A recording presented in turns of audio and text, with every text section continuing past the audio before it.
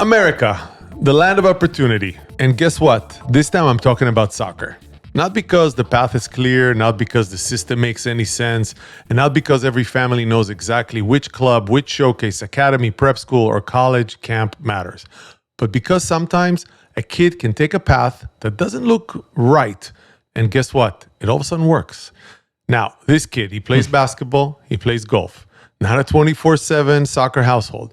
He's not touching the ball every day and didn't start when he was 6 dribbling nonstop. Because one of the traps in youth soccer is that parents start to believe there is only one serious route. Specialize early, find the elite club, travel farther, pay for the camp, get into the extra showcase, stay on the ladder. But the Farr family story pushes against all of that. Don has 3 sons, 3 different soccer outcomes, and no perfect blueprint.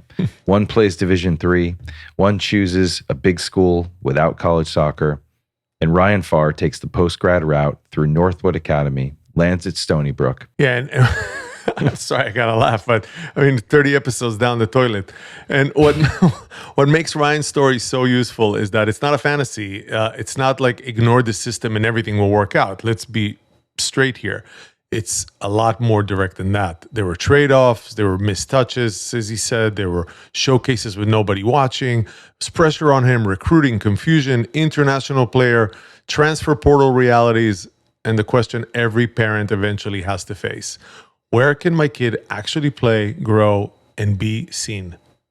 So today we're talking with Don and Ryan Farr about the college soccer pathway from inside one family in upstate New York. We get into high school soccer, prep school, Division I versus Division III, ID camps, recruiting emails, foreign players in college soccer, and why being a multi-sport athlete may have helped Ryan more than it hurt him. And maybe most importantly, we talk about what opportunity really looks like in American soccer. Sometimes it's not a clear ladder, and sometimes it's just a family staying open for a long enough just to move to the next stage. This is Chasing the Game, youth soccer in America, by America. Wow. Don and Ryan, welcome to Chasing the Game. What I like about this family story is that it's not a real clear soccer pathway. I know, Dad, you got 3 boys and you have a representative here of one of them, 3 different outcomes, and they're all valid in their way and they're all exciting. So before we lock into Ryan and Stony Brook, just give us a little simple version of the Farr family soccer story. Yeah, so I think having 3 boys, they were all athletic. They liked a lot of sports when they were growing up. I sort of steered them away from football because I had played football in high school, had a few injuries, and always liked soccer. I went to the '94 World Cup, had a lot of friends that played myself a little bit. So I always felt like if possible, I'd want them to play soccer and try it out. And they all at a pretty young age kind of were pretty adept at it. So we sort of started our soccer journey when the boys were pretty young and, really focused on it. Can you talk to us a little bit about when they started to focus, they were playing other sports, and maybe Ryan, you can even just jump in here. When did you realize that soccer was the sport that you wanted to primarily focus on? And I know it sounds like you're an incredible basketball player, you're a scratch golfer, so clearly the athletic gene you were gifted with, but soccer specifically, when did you fall in love with the game most? Yeah, I would say early on I played baseball, soccer, basketball, and golf. So I was a 4-sport athlete for a while growing up, and then I dropped baseball because it was a little boring for me, at least personally. And then soccer and basketball were kind of the 2 main ones I would play. And it was difficult because oftentimes I played soccer in the fall and the spring and then basketball in the winter. So during each season, I wouldn't really play the other sport.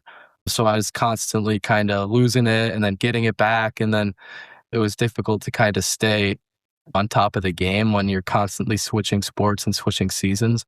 So I'd say probably 11th grade, I started to take soccer like pretty seriously when recruiting was kind of a thing and sending out emails and showcases and stuff, but I was still playing basketball at the time. And then as senior year progressed, I kind of had to either make a decision or play both. And being only 5'11" as a point guard, I couldn't really, D1 basketball wasn't an option. So I was kind of debating maybe D3 and to do both, but playing soccer and seeing my level, I wanted to see if I could take it to the higher level. So prep school seemed like a good option to get more exposure. And that's kind of when I really, truly fell in love with it. Was not really till like almost a year or two ago. So before that, I love the sport, but it wasn't like in the winter, I wasn't touching a ball for maybe 3 months. I would say initially basketball was Ryan's first love, right? If he was 6'3", 6'4", and had some opportunities, basketball is such a size-driven recruiting process and game these days. So if you don't get past that 6 foot mark, your options are fairly limited, especially at the D1 level. And I think as he became a sophomore, junior, it started to we started realizing that he was not going to get to that height and have the opportunities in basketball that you might have in soccer. So I think he sort of naturally headed in that direction because he was really driven to try to play at a high level, whatever sport he chose in college. I mean, this is mind blowing. You're not this soccer family, soccer factory. I'm making soccer players here, watch it on TV, analyze it, and all of a sudden you're still producing incredible athletes. I mean, it's like, what, Matt, I think we got to close the podcast. This is completely counterintuitive to everything we've done for 30 episodes. My older two boys were very soccer focused. They didn't play as many sports into high school. Ryan was that one who had that capability to play multiple sports. When I look at Evan, who's my oldest, he's 25 now, he played at Union College. He was also a really good soccer player. And I think the difference was he wanted to play high school in our section of New York State. Playing high school soccer is sort of a big deal, high school sports in general. And so, it's hard, I think, to give up high school to try to go to an academy. I think that's one of the main challenges that kids have, at least in our area of Albany, capital region of New York, is, hey, if you want to play academy soccer, you're not going to be able to play high school. And we tend to have very competitive high school teams around here. They get into the Final Four of the states, often win. The other thing is we don't have an academy around here, right? So you have to go down to Westchester, which is a couple hours away, or go over to Hartford. So some of the people that, we looked around, they were really sacrificing a lot, right? To spend, a couple hours driving, to an academy. And so for us, it's like, hey, what can we do if we continue to play high school and play the best soccer we can in the capital region? And, I think for my oldest, that sort of limited him. He didn't have the looks that Ryan had at the Division I level. I think it was a huge decision with Ryan to go to prep school and do that post-grad year. But at the same time, my oldest had a fantastic career in the Liberty League at Union, had a great time. And, we asked him a couple of times, would you like to go to Oakwood or down to Westchester? We're open to trying to figure out how to do that as a family. But he came back and said, hey, I want to play high school. I'm going to continue on my team here. And, however the chips fall, they fall, right? And he had a lot of good options. He had at least 10 or 12 options at the Division III level in the Northeast. But, ultimately he didn't get that D1 look, and I think a lot of times we would go and spend that money, go to the ID camps, and he would be one of the ones that the coach would talk to at the end, but it never really translated into any serious recruiting at the Division I level. So I think you have to sort of, know what you're willing to do as a family. And I think at least for him, it was, hey, I want to play high school soccer and let the chips fall in terms of the recruiting process.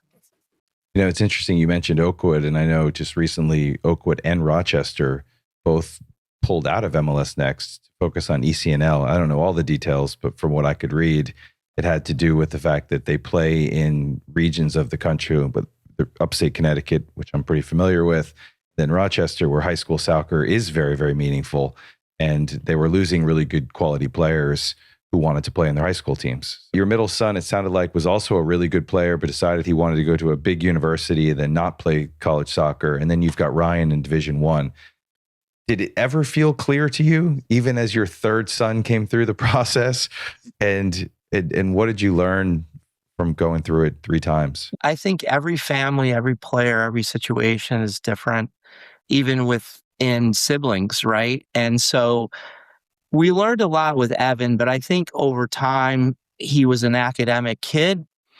He had some fabulous Division III opportunities. And then you realize, I mean, I think one of the things that parents should think about is, where can my kid play, right? Where can my kid have an impact, especially potentially as a freshman? And I think, Evan had a chance to, play meaningful minutes at Union as a freshman and do well.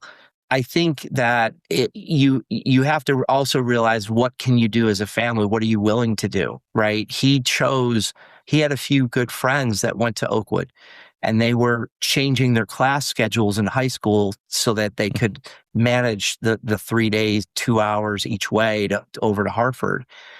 That was something that he realized that he wasn't willing to do.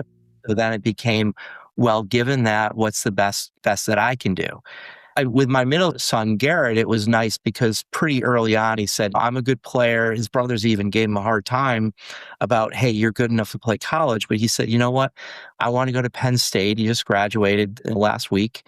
I'm fine not playing college. That's not a commitment. That's not something I want to make. And so it was really nice that he early on decided that. He continued to play in the same academy program, or I guess club program that the others did, but he made a decision pretty quickly that he wanted to go to a big school, and that's what was going to be his focus.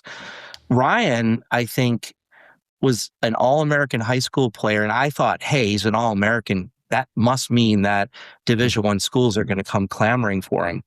That was not the case, right, in New York State. Like, we actually walked out. I remember the day we walked out of a Division I coach's office at a school that he wasn't super excited about, and we had the option to go over to Northwood as a post-grad, and we got in the car, and I really didn't know what he was thinking.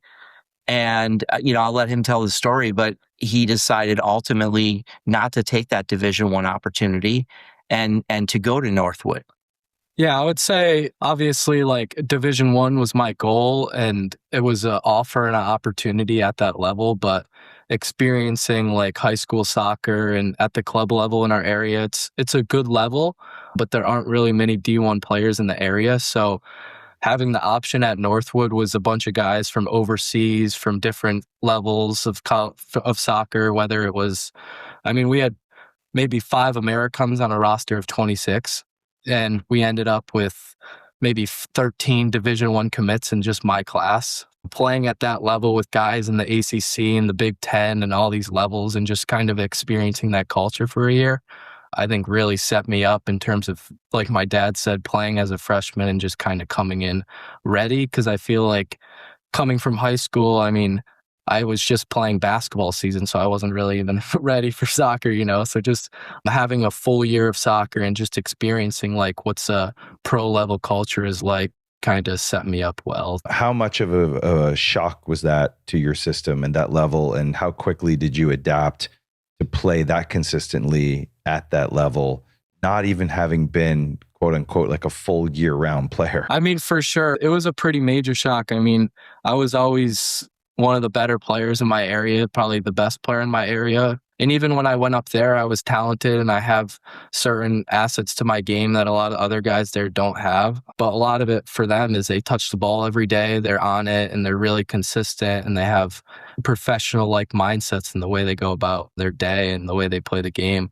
So just kind of going up there and just getting on the field with them the first time was just like, wow, this is going to be a lot different. It was a lot faster. Just the communication, just the whole level of it was definitely a step up from what I was experiencing. And initially, like, I had a decent start, but I was on the bench maybe the first 5 or 8 games. And then from there, I made my way into the starting lineup and then was the second leading scorer Like the second semester, I probably scored 15 out of 20 games or something. So just seeing that progression and really playing with these guys who are going to these like big programs was like, wow.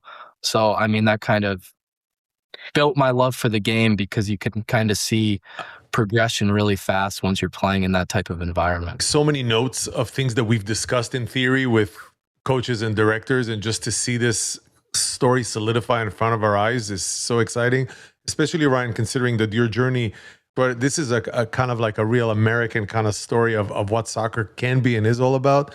You're saying developing a love of the game at a very kind of late age. As the recruitment and the college pressure became more realistic and your goals became solidified, was it also then, okay, this is the position I want to play, this is the kind of player I want to be, or you were still discovering it through that process as well? Yeah, my senior year of high school. I mean, before that, I was kind of a little bit all over the place. I think playing basketball really developed my game as a post-up forward. And like using my body and kind of turning and twisting and maneuvering that way. That was one of the main assets of my game that a lot of players didn't have, especially at my size. Most forwards are like 6'4", 6'3", who are the hold-up forwards, but a lot of times I'm up against, we played at FIU this year and they have 6'4", 6'5" center backs, and I'm posting them up and nagging them all game. And that's just kind of my role and kind of what I enjoy out there. Tell me if this is true or not, but it seems like you never thought of soccer as a job when you were a kid. And no, not at all. It's hard. It's always hard to generalize, but I think a lot of these academy kids that play 10 months a year, it's the only sport they're playing. They're playing 4 nights a week. They're playing a game or two on the weekend, but you didn't necessarily lose ground by not playing every single season and only focusing on it. And maybe the outcome would have been different in that you would have hated soccer instead of falling in love and finding your passion for it. Yeah, I do think back and like at times maybe I could have went to Northwood a year earlier, and I think a lot of it that the guys who went to the big programs up at Northwood were there for 2 or 3 years and the coaches saw these guys develop. So like me being only there for a year and these coaches see you a certain number of times and then make a decision. It's not like, oh, you watch you play, you have a good game and they're going to invest all this money into you. So I'd say that was kind of a thought as well, like even now, but looking back, I think I did it exactly how I would like to because I just loved my high school and my friends and kind of that whole environment. So doing the post-grad year was kind of the best option for me, to be honest. I remember calling the coach and the coach saying he could play college basketball, but probably not at the same level as he could soccer. And then you realize too, like in our area, how do you get this talented kid visibility, right? Ryan was definitely skeptical. He's like, I don't want to do that. I want to go right from high school into college. And that's where I think we came to that moment when we walked out of that coach's office, we got in the car and it's like, okay, it's this Division I program or Northwood. What do you think? And he said, Dad, if I don't go to Northwood, I wouldn't know what would be possible, right? Like what kind of opportunities could be created through a program like that. I mean, it was pretty obvious that Northwood was the type of organization that had many Division I players at some of the top schools in the country. And he was actually lucky. Another funny story was his opportunity at Northwood to play the 9 was because Georgetown, had asked one of the 9 that was, his age to go early and play. And he ended up getting drafted in the MLS in the top 10. Did you find any points where soccer people were saying to you, okay, it's time for Ryan to only focus on one sport? Because he was such a strong athlete, the basketball coaches were fine. Like, I remember one year he was literally every other week was basketball, soccer. And both coaches were okay with that, right? Maybe it would have been better if someone was saying, hey, Ryan, if you really want to do soccer, you need to go to Northwood earlier. You need to focus. But, I think if he had to run it back again, he'd say, hey, this was great. I mean, I wouldn't say I would look back and say, you always look back and say I could have done it differently. I mean, I see some of the guys on the ball, even at Stony Brook, or even at Northwood as well. And you can just tell how many hours they've spent on the ball and how natural Boy, they I'm are. asking. Yeah. So yeah, potentially looking back, if I would have focused from a really young age on soccer, I think for sure I could have been a better player. But would I have been burnt out? Would I have had the same love for the game? Would I have had the same experience socially in Saratoga? Would I have enjoyed my time as much? I'm not sure. So I'd say I wouldn't have done it differently, but there definitely is certain aspects that, you could always go back on and change. The PG year is fascinating to me too. I mean, now we're at a place with college freshmen, especially from overseas, who are typically 20, 21. I'd love to hear a little bit more about that at Stony Brook and what your roster looks like. And because it's incredibly difficult as an 18-year-old to compete with 22-year-olds who've been playing overseas for 4 years, right? Yeah, exactly. I mean, few of my best friends this year are Norwegian kids who are 21 years old or 20, turning 21 in September as freshmen. So, well, there's guys who are there who are 2008s versus 2004s as freshmen. There's big differences just as freshmen, even just at Stony Brook. And I know certain schools where it's even crazier than that. So yeah, I'd say the PG year definitely was huge for me. I was a late bloomer physically as well. So just kind of growing into my body. I went through puberty late and I went from like 5'4" to 5'10" in 1 year. And that was like my sophomore into my junior year, I think. So just getting used to like being a bigger kid and kind of experiencing that for an extra year, I think was huge for me. Just to see that I understood this clearly, you got a D1 offer and you refused that offer, right? So first of all, why did you refuse that offer? What was that dialogue between you and your dad, if there was one? And when did you, previous to that, realize, oh, this is now outside of my New York high school experience? So sorry, I know it's a two-part question. No, and actually I'm going to add one more part to it to make it even parts. harder. We're very good with three-part academics. questions. We haven't talked to anything about academics yet. That's obviously a core part of this. How does that play into all of this too? Yeah, I'll start with the academics one. So she's great. See, of course. That's definitely usually the first questions a coach asks to you is, can you send me over your transcript? And if it's not what they like to see, they don't answer you back. So unless you're foreign. That's true. Then you can.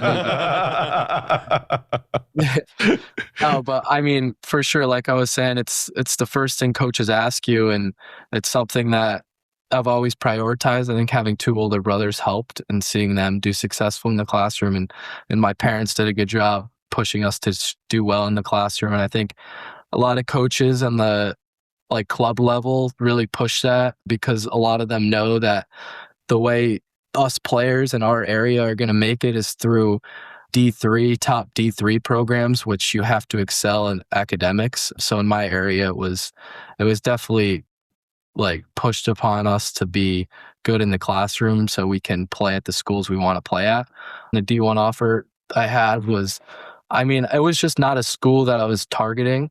Like there were schools that I wanted to go to just based off size or the school itself. And it was an offer that I had, and I was seriously considering it because I didn't want to do the route of Northwood. I didn't want to do the PG year because all my friends were going to college. I wanted to stay on the same track as all my friends. I didn't really know what to expect at Northwood. I had a pretty closed mind, to be honest, about the whole situation. I think my dad pushed it upon me because he had a lot of conversations with Coach Moody and kind of did a lot more research than me at the time. And so over time, I just, like I said, or like my dad said earlier, it was just kind of, what else can I do with soccer? I haven't really given it a full year of attention. I haven't been at that level and really seen what I can do. And also going in as a guy who's a year older and physically adapt is huge as well. The stars aligned a little bit. They also invited Ryan to go to a tournament out in Las Vegas before he even made the decision. And he went out with the guys. He experienced the team, what the environment was like. And I think I remember him coming back from that trip and saying, yeah, this really solidifies that I want to go do this. And I remember going up there and you're talking to these kids. It's like, where are you from? I'm from Japan, Hong Kong, Chile, Europe, Bermuda. why are you here? Well, my brother came here. Well, where's your brother? What's your brother doing? Oh, he's playing at Stanford. Oh, he's playing at Notre Dame. Some of the top programs in the country. And you're like, wow, this is an hour and a half from us in Saratoga to Lake Placid. And they have this program up there with two teams, a 17 and a 19-year-old team, with some of the best high school age players around, getting, as Ryan mentioned, many, many incredible opportunities in college soccer. And it's still, I think, relatively new, but if a kid who's good enough can go into a program like that, then especially an American and actually do well, the sky's the limit. And I think the only thing that held Ryan back, honestly, in my opinion, from even better opportunities, some of the top programs, was that he only had 1 year to sort of show these guys what they could do. And he had a couple of big coaches come up to him and say, I wish I knew about you last year when we actually had slots, right? So what's interesting too about when you decide to do it, I mean, post-grad definitely opened up opportunities for Ryan. He ended up with a number of opportunities after Northwood. But if he would have gone there sooner and really focused on soccer, who knows? Right. So I want to take advantage of the fact that this family have a D1 and a D3. Matt and I love a 2-for-1. This is a question for both of you, really. It's on the sibling side. Ryan, you saw your older brother go through a D3 process, so I'm sure you've learned a lot from that, and I'd be curious to know what. And for you, Don, as a dad, what did you see as the main difference between the D3 and the D1 soccer life? In a lot of ways, D3 and D1 are very similar. The one thing you do see is that on the D1 level, it's definitely more professionalized. There's a lot more commitment, and there's situations where you sort of have to limit your academic load. If you want to be an engineer, et cetera, in a D1 program, it's much more difficult. Where in a D3 program, you can pretty much study whatever you want and make sure that you're focused on, the academics, which for most people, that's what really counts. I loved watching Union play. I like watching Stony Brook play. I don't really, as a parent, there's not honestly a lot of difference from that perspective. Your kid's still on the field. You're still watching them play. It's competitive soccer, if I'm honest. Yeah. Yeah, I would say a little difference that I learned from him is that in the spring, it's a lot different. I'd say the fall season in particular is pretty similar. That's like the meat of the season and when the games are actually played that matter. I think the spring for us is a little more commitment in terms of we have practice pretty much every day. We lift 3 times a week. And I just think it's a little more year round than D3. But overall, I think it's just more of a level difference than anything. I would just say might be a little lower level D3 compared to D1, obviously. But overall, I think the experience is pretty similar. Obviously, academics might be a little more prioritized at the D3 schools. But I think overall, it's not as big of a difference as people might think. Don, I think I know the answer to this, but were you a hands-on dad for the 3 kids? And then are you now able to finally step back? So I think that what's been nice is, both myself and my wife, Stacy, are big sports nuts, right? So we've sort of enjoyed the journey, whatever the journey is. We really, I think there's nothing as great as watching your kid play any sport, right? And, I'd much rather watch my son or daughter play a sport than, a professional athlete, right? And when you see them perform on the field, there's nothing like it, right? Ryan's got this fantastic photo with his mother after the Hofstra goal, that he gave her for Mother's Day. And it's just a special moment, right? So, I think we've kind of, stayed close, and that journey sometimes though is, quite tough. I think I mentioned, my oldest had an injury that really set him back his senior year. You do have those moments, right? When you're like, what are we doing this? Because it doesn't always work the way you want. But ultimately, we get so much joy out of and have so much joy out of watching them, right, play.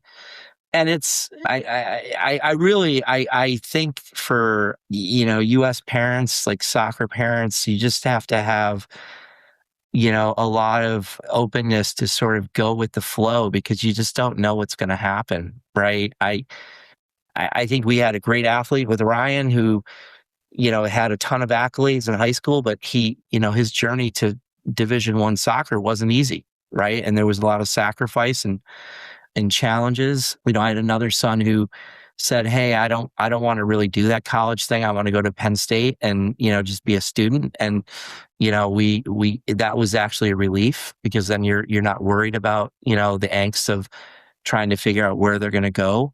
And the other thing is, so often when you do play a sport, it really dictates where you end up going to college, right? Because you have to kind of combine where they're wanted at the same time with the academics and the other, elements.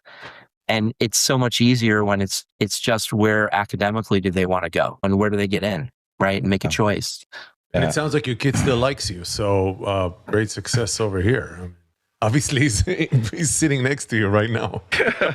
You got him to do something. I don't see my son next to me. My oldest actually is upstairs. He's like, "Hey, can I join?" Oh my God, I don't want to hear this. And then Ryan's like, "Nah, not happening." I have a question for you guys about the college recruiting process. I've had the pleasure of getting to know this guy by the name of Kyle Hagenberger. He runs the whole college recruiting process for Albion nationally.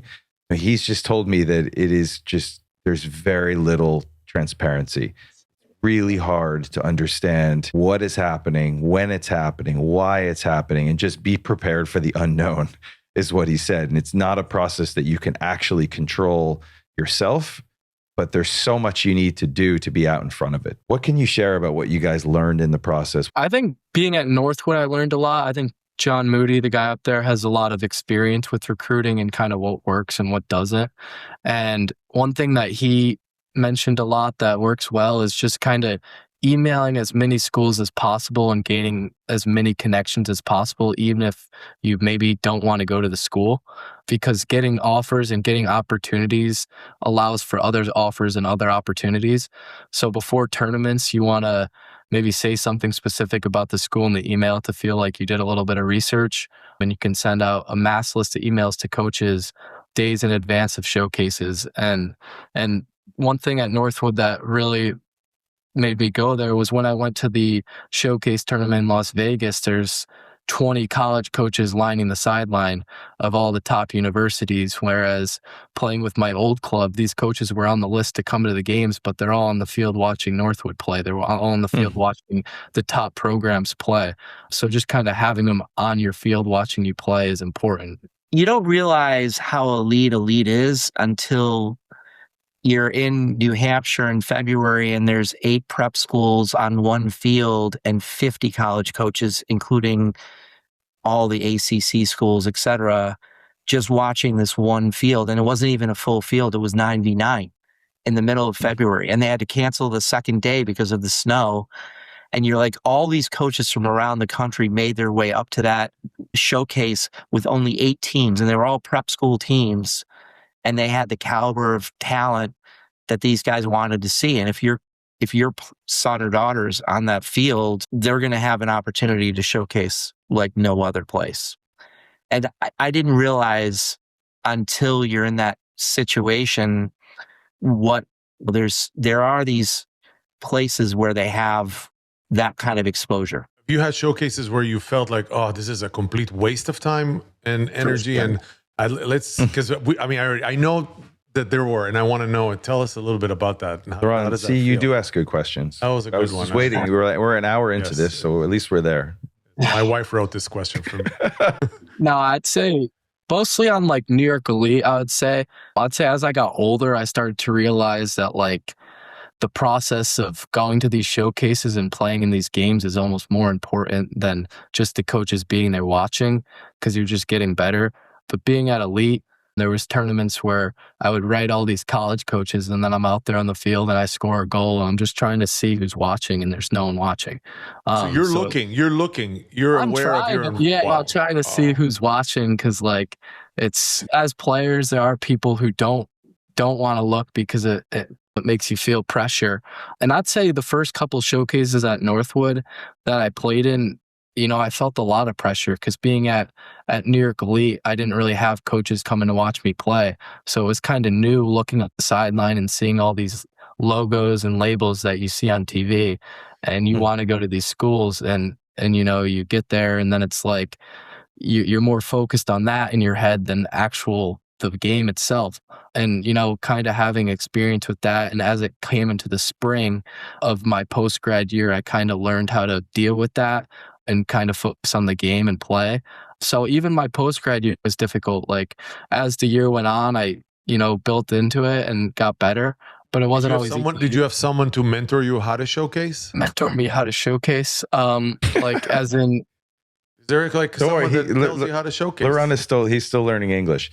I mean, does he mean? What do you mean, Laurent? Like a showcase is a unique thing, right? It's like my son was at the U.S. Talent ID, so you start to hear people speak, and they're like, "Well, you only get 5 minutes, and in those 5 minutes, don't play your game, play another game because they're only looking at you at a certain amount of way." Yeah. And that's that's a good that's a good question. I'd say question. No, I know it's a good question. I don't need any compliments from you guys. I have a podcast. I didn't understand. No, it's a good question. I'd say a lot of it is like body language and kind of just being overly excited and kind of just communication out there. Like a lot of the things that don't involve the soccer ball are kind of what's most important.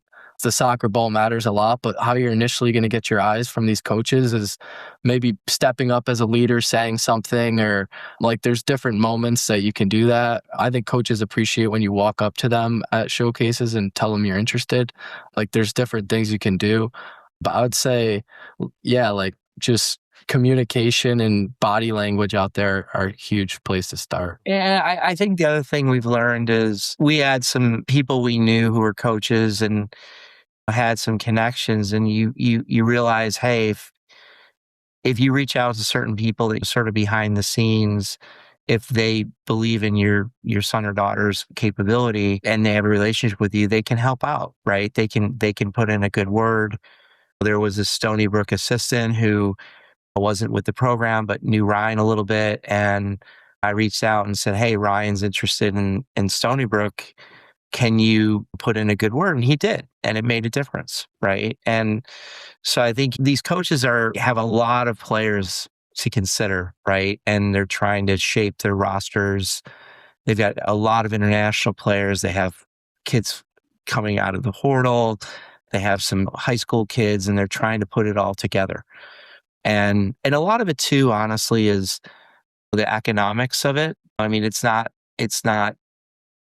Ryan went to Stony Brook. Hey, it's a state school. We're in New York State, right? That makes a difference. He had some other programs where they were willing to give him nice scholarships, but even with the scholarship, the cost of going to those schools was high, right? And as a family, you have to make those decisions. So you might be recruited to a school, you might even get athletic money, but maybe it's not enough to make it affordable. So there's a lot to it in terms of. We didn't even talk about that. Of course, we always assume that you're top kid, you're going to get merit and enough to have a run through college, but that's actually not the case. No.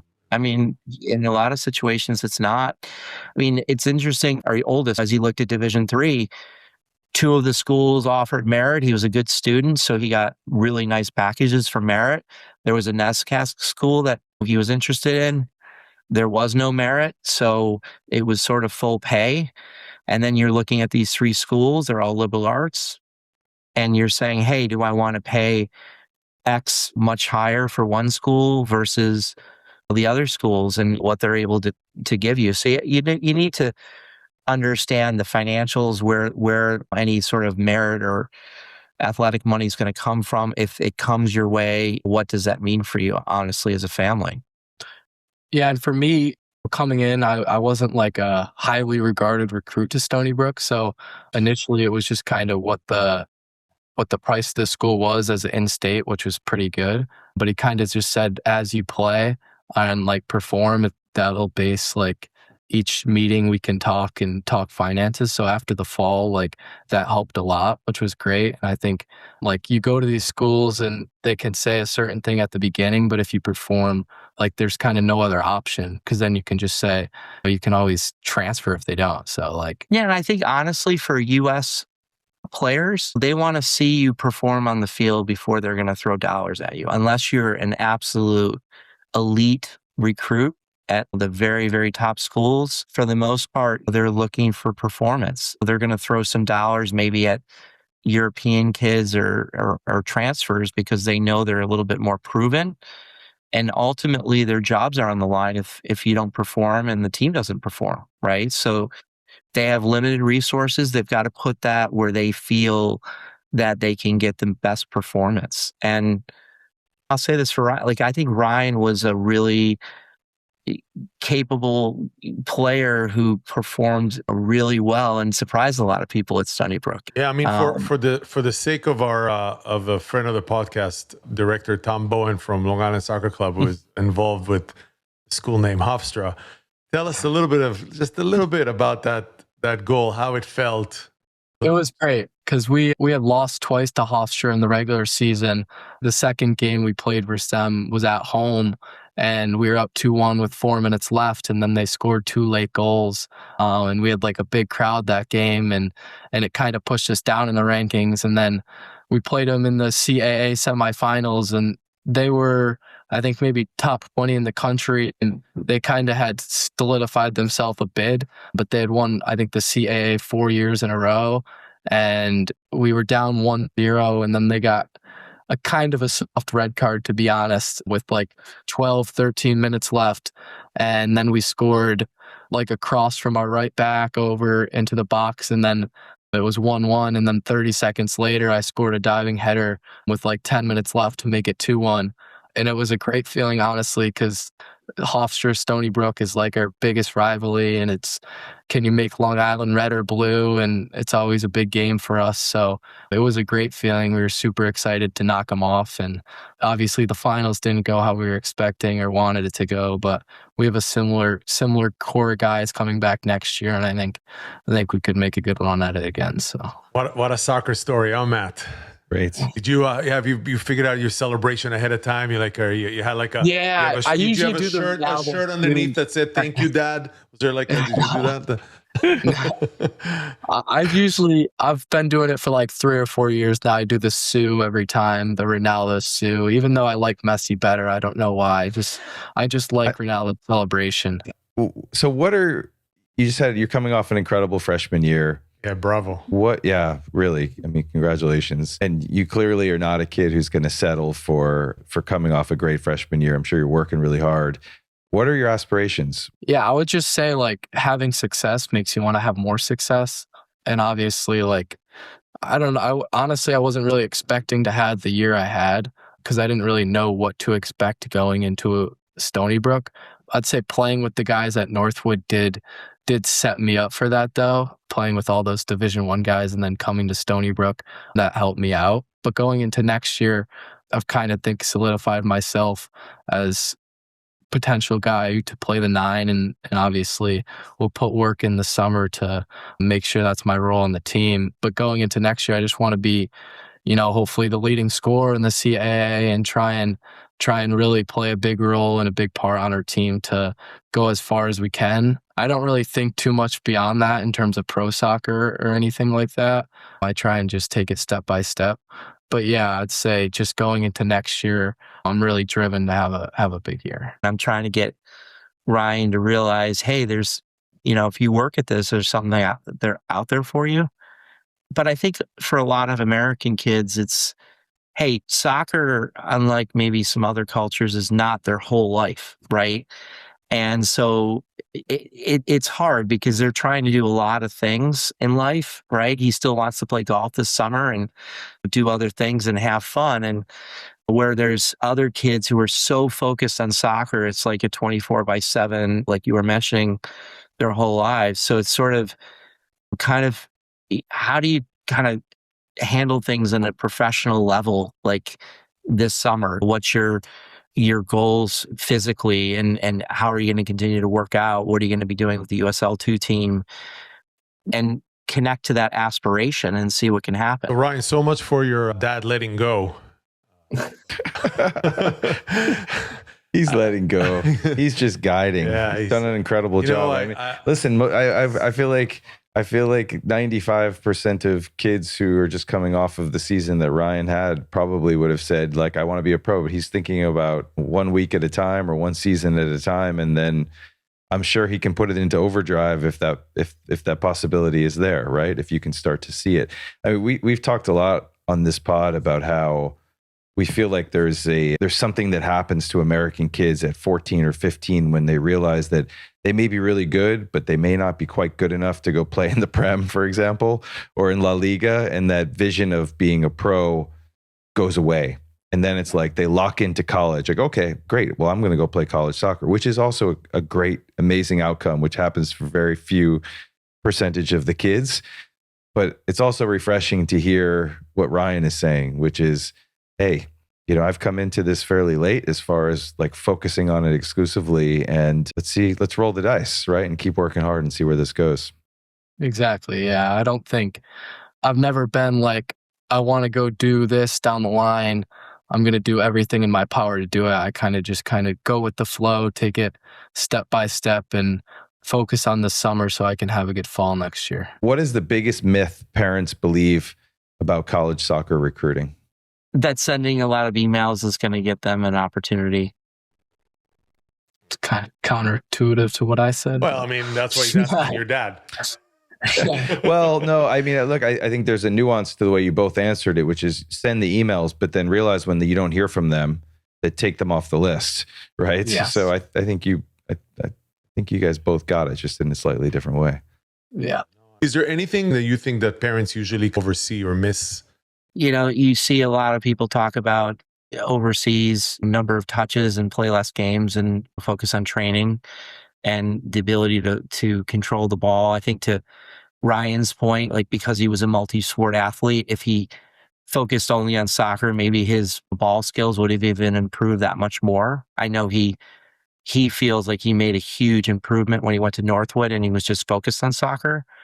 So I think that it's not about scoring a goal in a game when you're U7, U10, U15. A lot of it is really about that ability to command the ball and focusing on the training associated with that. What's one thing parents should stop paying for too quickly? You get these invites, all three of my kids really, but the two that play college, like they would be out of 50 or 60 kids, that 3 or 4 that they would talk to at the end of the year, at the end of the ID camp. But it never really led to anything, right? So ID camps are really, unless you're being recruited and they truly want to see you play, I think most of them are often a waste of money. Yeah, I'd say if you talk to the school before the ID camp, then it might be worth it if you have like real conversations with them about you being in their program. But if it's kind of a general broad email, then don't. And just a follow up to that, when did you actually start going to ID camps? Is it before your junior year, before your sophomore year? Yeah, I only went to 3 maybe total. I went to a URI one, a UNH one, Wesleyan, and Wesleyan, a D3 school. I went to, I think, all 3 of them after my summer junior year before Northwood. And with all those schools, I did have some prior communication with the coaches, and I think that helped. And I would say with my oldest, we went to a lot more than that. And ultimately, I would say we didn't go, for the 3 schools that he's being recruited primarily, we didn't go to their ID camps. So I think ID camps are a tricky one. Yeah. It really comes down to, have you had communication with the coach and even like a conversation with the coach? And is it an opportunity for them to see you play? I think certain schools use it as a money grab, and certain schools use it as a recruiting tactic. It just kind of depends on the school. Guys, what a pleasure this was. Don, thank you so much for reaching out I'm surprised you still listen to the podcast after all three kids are out of the house. But you know what? What can I say? Well, now he's Yeah. got time and it's PTSD. Yeah, so right, it's like- right. Now you miss it. Yes. You're from upstate New York. Give me the wow. I'm not from upstate New York, but I did go to school in upstate New York. Yes. Wow. The practical takeaway from Don and Ryan is that parents should be careful with one path thinking, because this story is not saying specialization is wrong. It's not saying showcases do not matter. It's not saying prep school is the answer for everyone. It is saying the answer depends on the player, the family, the timing, the finances, the school, the level, and the opportunity in front of you. Yeah, one of Ryan's lines that kind of frames this episode, there's so many of them, but when he looks back and says, would I have been burnt out? Would I have had the same love for the game? I'm not sure. And this is when we were pushing him. Did he start to play too late? And this is what parents need to sit with, because we always wonder what would have happened if our kids did more earlier, more training, more touches, more travel, more focus. But the harder question is, would they still love the game at a later age? Yeah, and Don does a wonderful job, I think, giving parents another very clear way to think about the process. He says, you have to have a lot of openness to go with the flow, because you just don't know what's going to happen. That may be the most honest recruiting advice there is. You can prepare, you can send the emails, you can send the videos, you can go to the right events, you can ask good questions. In fact, you cannot control the process at all. And then we learned about something I've never heard of, which is post-grad program in Northwood. And this is another opportunity. It's an opportunity for exposure, opportunity being at the right field when the right coaches are actually watching. Opportunity is walking into a faster, sharper, more international environment and realizing the game is bigger than the place you grew up in. And this is in Lake Placid, New York. Yeah, Who knew? Beautiful. But Don also gives us a warning parents should hear. On ID camps, he says, unless you're being recruited and they truly want to see you play, most of them are often not the best use of time. That is useful. Because parents get invited, players get invited, camps, showcases, clinics, emails that sound personal but are really broad. And this episode makes the distinction. Exposure matters. The right exposure matters the most. And another line when Don says, I'd much rather watch my son or daughter play a sport than a professional athlete. And this just, it fills my heart. This is a family. It's a story. A dad, a mom, three boys, different paths, different outcomes, a lot of driving, guessing, adjusting, hoping. And somehow they came out of all of it with this perspective. I mean, Ryan, what a great kid with a bright future. He still does not talk like someone who thinks the story is remotely close to being finished. He talks about the next step. He's not looking too far ahead. That is a good reminder for us parents too. Yeah. The goal is not just to find the path, is to keep learning once the path opens. Yeah, a massive thanks to Don and Ryan Farr for sharing their story so openly. And if this episode helped you think differently about recruiting, prep school, multi-sport athletes, and your own player path, share it with another parent, family, or team chat. I know I've learned a lot. And I know a lot more than most of you guys. So you must have learned something here. No? This is Chasing the Game, youth soccer in America. Bye, Matt. Goodbye, Laurent.